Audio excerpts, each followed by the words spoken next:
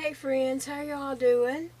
I have missed y'all. I haven't put out a video over the weekend. See, I didn't put out one Friday, Saturday, or Sunday.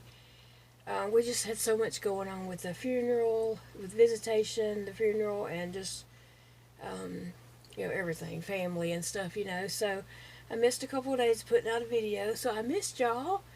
But I wanted to do a little video to tell y'all about my dad's funeral while I'm crocheting here. So thought I would do that. And I appreciate you clicking on my video and joining in.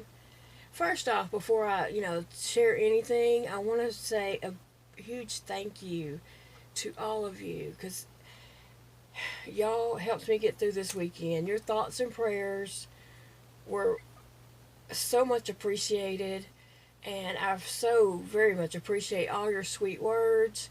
Y'all have just been just awesome, and I love y'all. I want y'all to know that I love y'all. I love that you pray for me and my family, and that y'all just support me, and I hope you will after this video. I hope you still support me after this video. So let me just tell y'all, visitation Friday went really well. It was so nice. So many people came to the funeral home, and two of my dad's brothers did come in. One of them came in from New Mexico, him and his family, and the other one came in from Kansas. So we were thankful that they were able to come in, and they each brought, their families with them. So that was great. Some of them I had not seen since I was a teenager, because, all of them I hadn't seen since I was a teenager, because, I got married. My parents would still go and visit them or whatever, but I didn't go because I was married and had my own family then. But anyway, my dad's brother, Thomas, which is really Tomas, he looks exactly like my dad. I mean, exactly. So it was a little bit freaky. People would come into the funeral home, and they would walk up to the casket, and they would say, "That doesn't even look like him." And it didn't. It didn't look nothing like him. His mustache had been shaved when he was in the hospital, and nobody had ever seen him without a mustache. And so it didn't. I'm sorry, Phoebe. It's okay. I'm not gonna pick anybody up. Phoebe's scared I'm gonna pick the other dog up. No one had ever seen him without a mustache, and so he looked really off. I mean, it didn't look like him.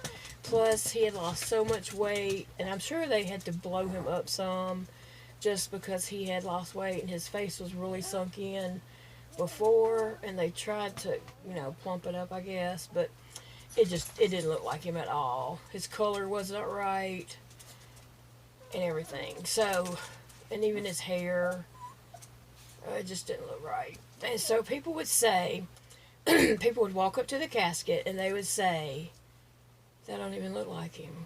And I'd say, I know. And then they would turn around, and there he would be sitting in the pew right there in the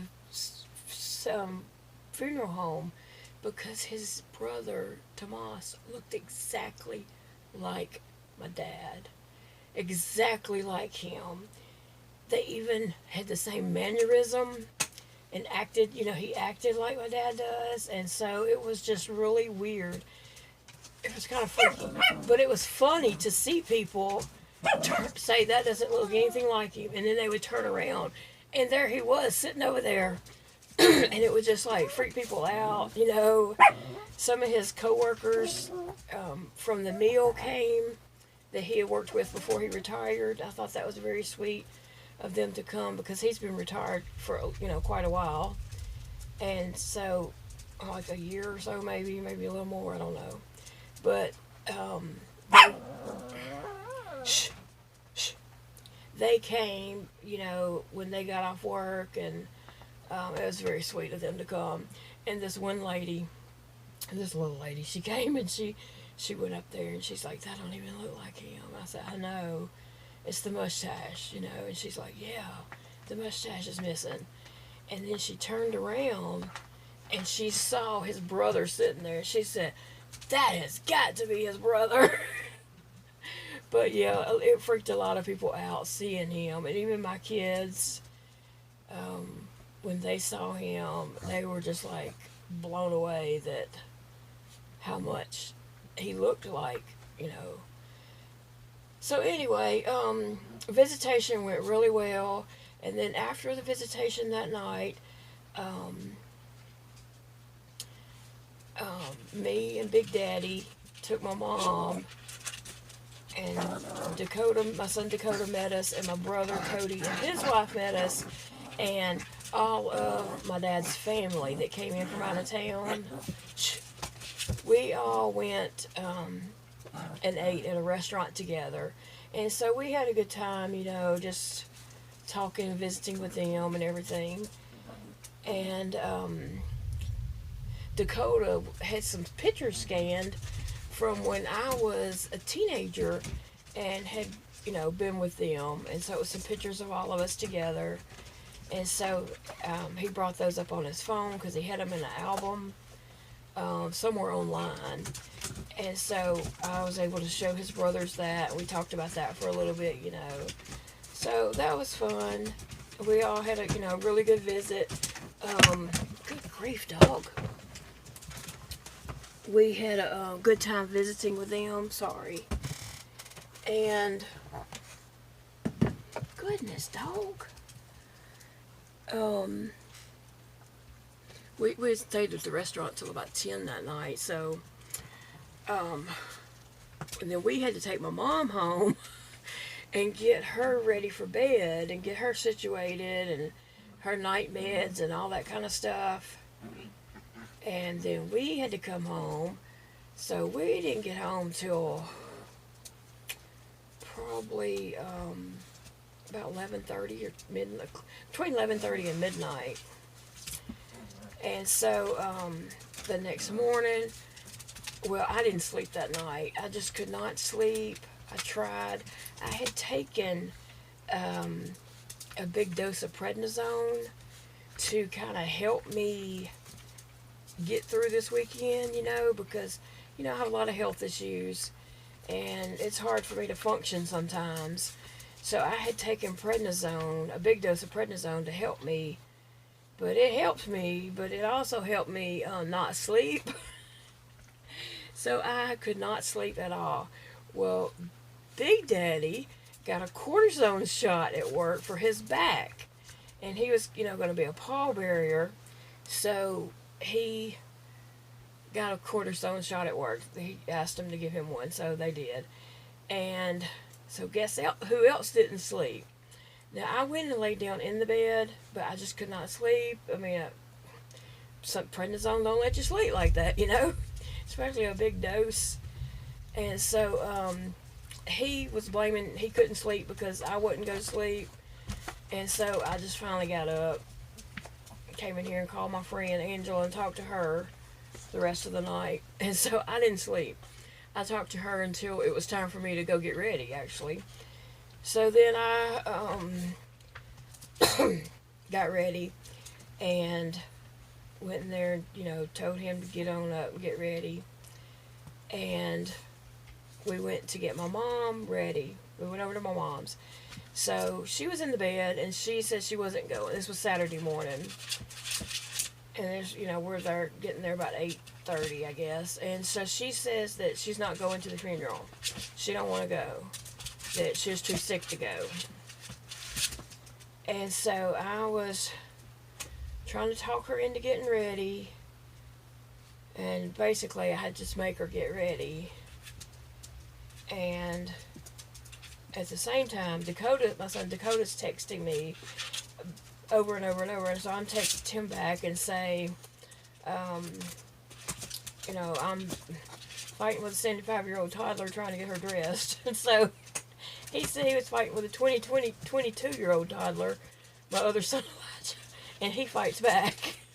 So I don't know. I don't know what was going on with them. They were trying to work out breakfast. I guess, I don't know if they met for breakfast or what, but for some reason they was having breakfast. So anyway, we got my mom there, and we had the funeral. It was such a nice funeral. It was a lovely service. Two preachers spoke at the funeral, and both of them were very good friends with my dad and mom. My mom and dad went to two churches, and I mean, it's the long details of why that is, but the preachers at both these churches are friends and support each other and stuff, you know. So my mom and dad went to both churches and was very active in all their activities at both churches. So anyway, they both spoke about my dad, and they honored him very well. They both spoke about his character and just what kind of man he was. And I know that Brother Gene was saying, you know, that he felt like he was his best friend, that he thought he was his best friend. And then as he was talking to other people, they would say, yeah, Joe was my best friend. Okay, let me just say this. My dad's name is Joe. I might refer to him as Joe, and I might refer to him as Carmela, because people called him different names according to how they knew him or whatever. So, he said that, you know, other people were saying that Joe was their best friend, and he was like, no, he was my best friend. And he was just talking about how when he was sick for 10 days, my dad took him lunch every day, went and mowed his yard, and the other pastor that spoke also said that he was always mowed the churchyard, he was mowing lots of people's yards, and then everybody that knew him was saying, you know, that he mowed their yard, you know. And then the neighbor across the road afterwards, she told the pastor that he was not that special because her husband just had to weed eat their ditch for the first time in 2 years. Because my dad always did it. Anyway, so my brother spoke at the funeral, and he did a great job. I was so proud of him. He spoke about my dad and just how he hopes to be like my dad, you know. He wants to be the man that my dad was. So it was very good funeral. It was a beautiful service. It was so many people there, and it was like different people that was there from the night before, because you know a lot of times people can't go to both, so they pick one or the other to go to. I know that we have to do that all the time for funerals of people we know, and so it was a lot of people there.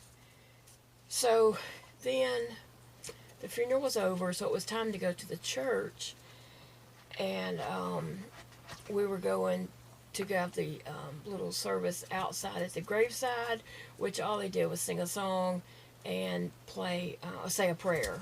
Play a song on the guitar and sing and say a prayer. So we did that, and it was really nice. It was really nice. Everybody was just so sweet and loving and everything at that point. And let me say, the pastor of the church where the burial was at, Big Daddy and I have known him since we were dating. He was the manager at Walmart when Big Daddy and I worked there and started dating. So he knows us. He's known us a long, long time. And then he got to know my parents when he took over the church that I grew up in. The pastor had passed away, and he took over that church. And so he became friends with my parents, and they went on, him and his wife and my mom and dad, they all went on cruises together, and, you know, just always together, eating out and having fun or whatever. So he knows me. Let's just say he knows me. Well, he always invites me and Big Daddy to come to church there. Now, keep in mind, this is on the other side of the world.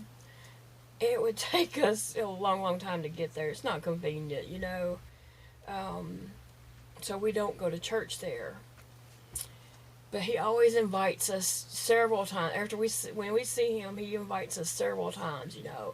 Y'all come visit. Y'all come go to church here, and you know, all that. Well, let's just say he didn't invite us this time. He didn't even mention us coming to church. after we had the cemetery part, everybody was going into the church because they were going to have food in there. And I'll just be honest, I don't even know who took my mom in there. Like, she was in a wheelchair. I don't even know who took her in. Maybe my niece Jennifer did. I don't know, but somehow or another she got in the church. And Big Daddy and Dakota was over there. They were going to help the cemetery people lower his casket down into the vault. And my brother ended up going over there and helping too. So Big Daddy, Dakota, and Cody, my brother, they lowered him down into the vault. So anyway, I saw what they were doing, and so I was going to go on into the church. So I'm walking in the church, and I see the pastor standing there by the fence, and a lady was sitting there talking to him. It's a lady I know. I've known for a long, long time. I also know how this lady is. She's a troublemaker, and my mom's best friend, who has passed away many years back, this lady started up some rumors and mess about her one time too, and it was a big blow up. But this lady, is never in the wrong, but she does that about people. She starts stuff, and I know that about her because I've known her a long time. I don't know how well that pastor knows her. I don't know how well he knows her, but he knows me. He knows me even more now. So as I'm walking past him, I had passed him and was going on into the church, and I heard her say, Carmela wasn't really Cody's daddy. And I was like, what? And she's like, yeah, Joyce told me that. And so I turned around, and her name's Robbie, and I'm just going to say it because y'all don't know her. You'll never meet her. So anyway, I was like, Robbie, that is not true. Carmela is Cody's daddy. She said, no, he's not. Joyce told me he's not. I said, she did not tell you that, Robbie, because that is not true. And she just was going on and on about how it was true. And I was just like, Robbie, that is not true, and you need to quit saying that. And she was getting all mad at me, and I was mad, of course. And maybe I didn't realize how loud I was talking, but obviously afterwards, Jody and Dakota say that I was talking very loudly. But I was mad. And she just kept saying it over and over that Carmela was not Cody's daddy. And I was like, yes, he is Cody's daddy. Quit saying that. That's not true. And she said, I've known your mama for 50 years. And I said, well, I've known her for 51 years. Because I just turned 51 last weekend.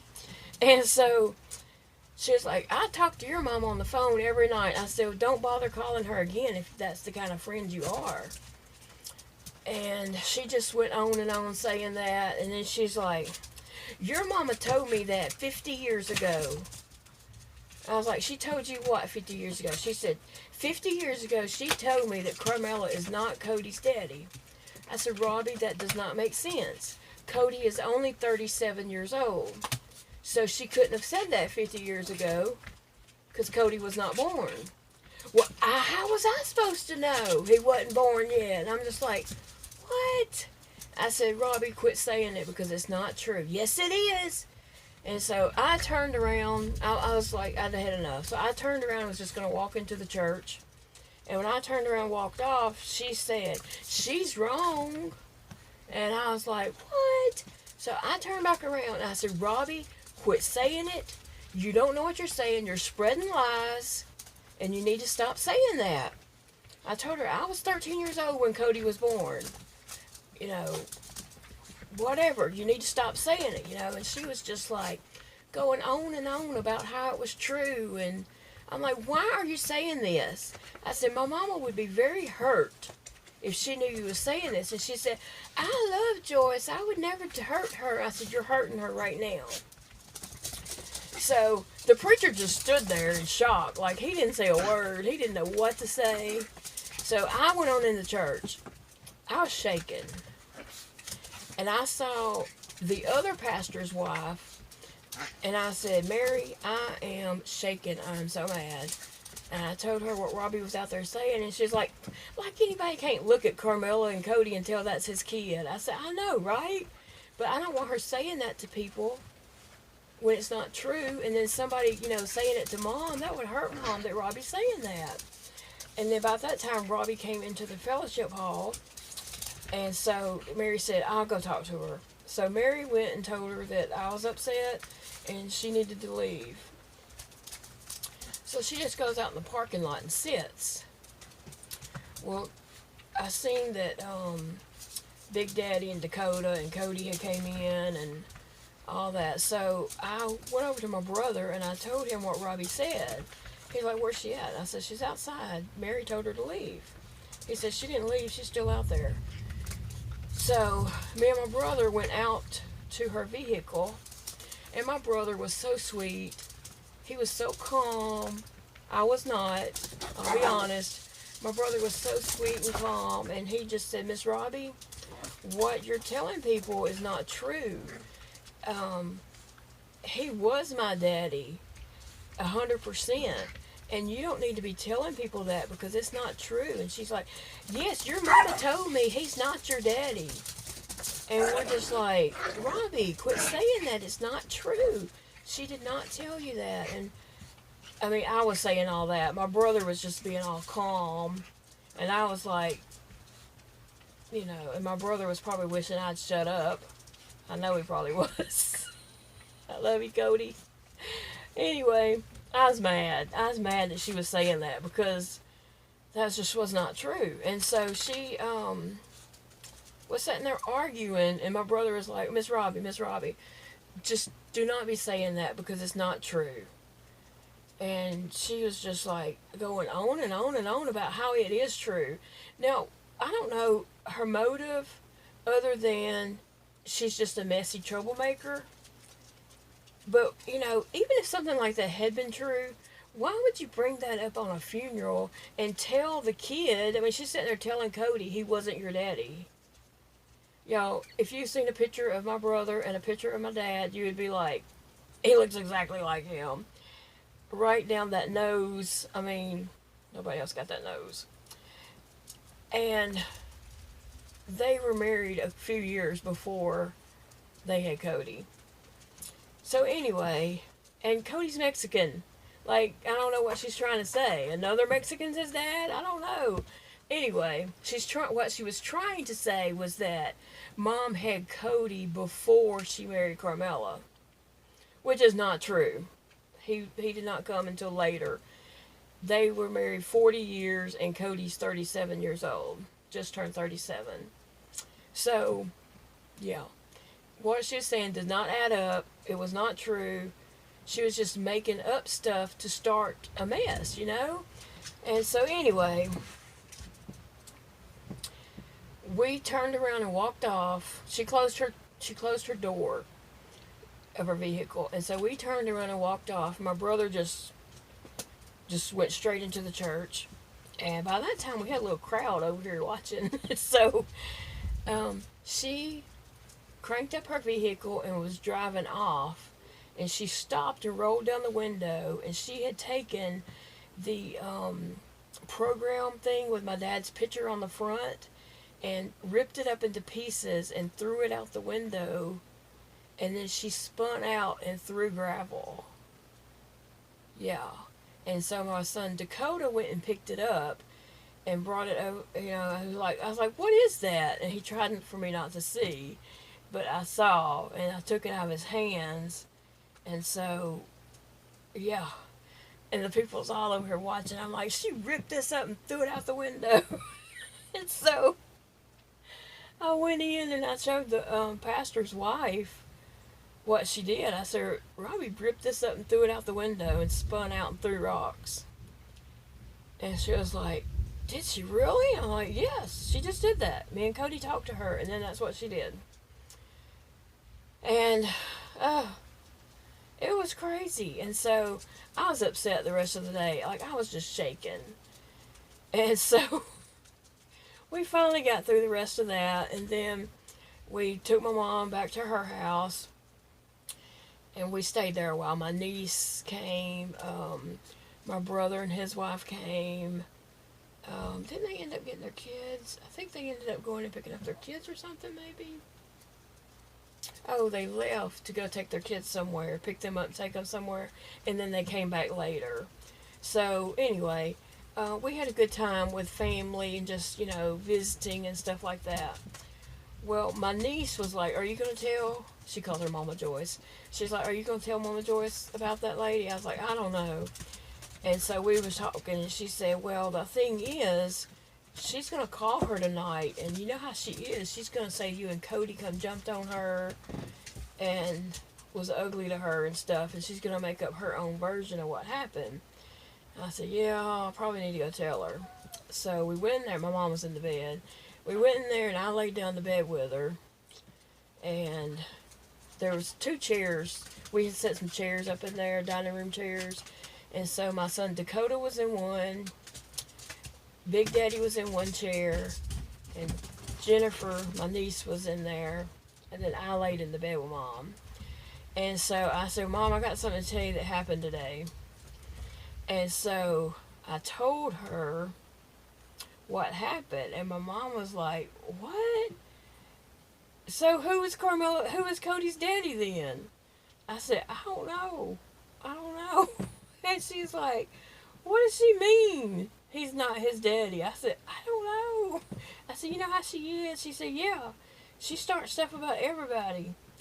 And so I told my mom how she said that Mom had told her that 50 years ago, and my mom just busted out laughing. She laughed and laughed and laughed over all that. It was funny.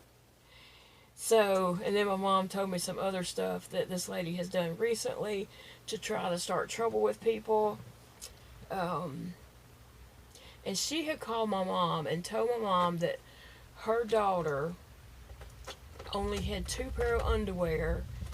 And so my mom went and bought that kid some underwear, and then she got mad because my mom bought her underwear and said, "You don't buy people personal stuff like that." So, and then she started trying to say stuff about my mom because she bought the kid some underwear.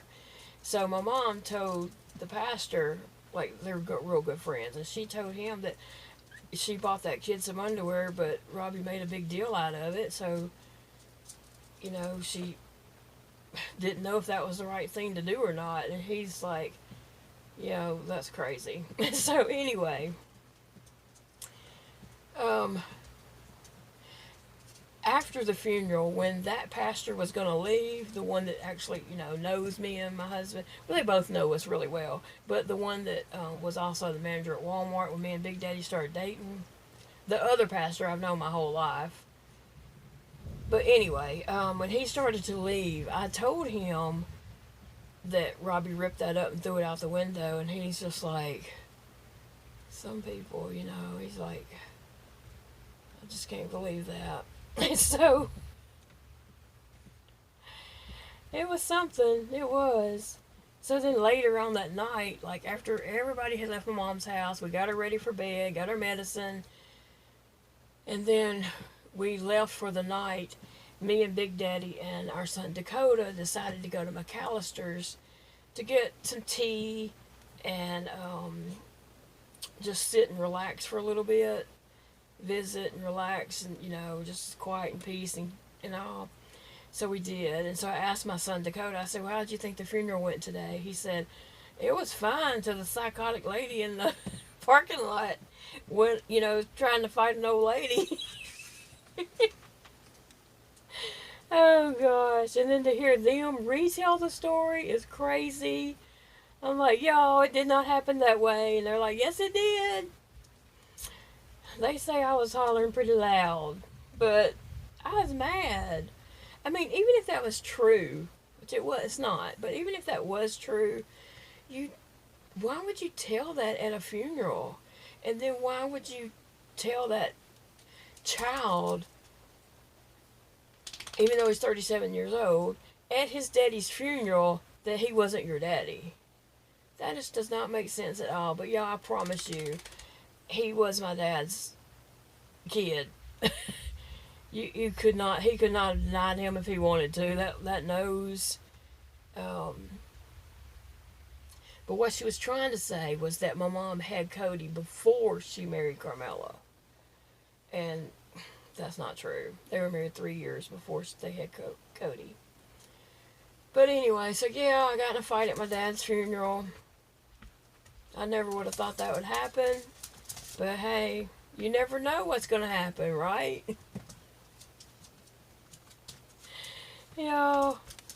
We did not get invited to church. We might not ever get invited to church again. Oh gosh, that was just crazy. Well, guys, I'm gonna let y'all go. I am gonna sit here and crochet and watch something for a little bit. I need to catch up on my YouTube videos that I've missed watching, my other YouTube friends. I hadn't done any kind of YouTube, Instagram, or anything this week, and I've just been so, consumed with everything that was going on. But I'm thankful for you guys. I appreciate you all so much. Thank you for clicking on my video, and I hope you still hang around after you hear about me fighting at the funeral. I was just mad. I felt like I had to take up for my mom. I didn't want that lady just telling people that when it's not true, and then it get back to my mom, or somebody say something to her about it, because that would have really hurt her. So, yeah. Thank you guys. I'll see you all later. Bye, friends.